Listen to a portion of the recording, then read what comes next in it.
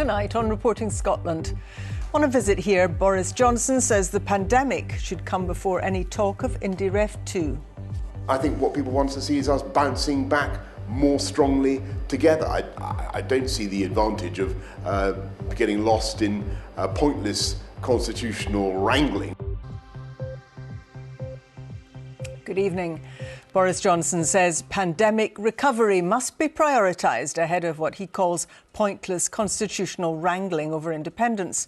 The Prime Minister made a series of COVID-related visits in Scotland today, despite Nicola Sturgeon having suggested that his trip shouldn't go ahead during lockdown. The SNP say he's rattled by rising support for independence. Here's our political editor, Glenn Campbell. In the vaccine labs at Valneva in Livingston, the Prime Minister presses the case for cooperation between the UK nations to beat coronavirus. He hopes this West Lothian plant will soon make a big contribution by mass-producing another new COVID jag that awaits approval.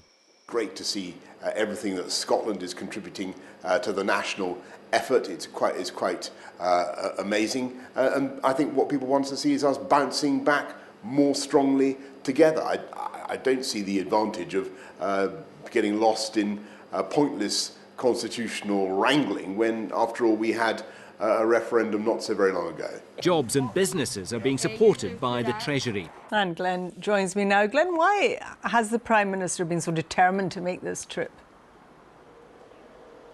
Well, he's been trying to come to Scotland for a while, but the pandemic has so far prevented him. I think he was determined to make the visit this time, although it has been controversial because of lockdown rules, because he recognises the work that he and his party and the UK government have to do to make the case for the union in Scotland.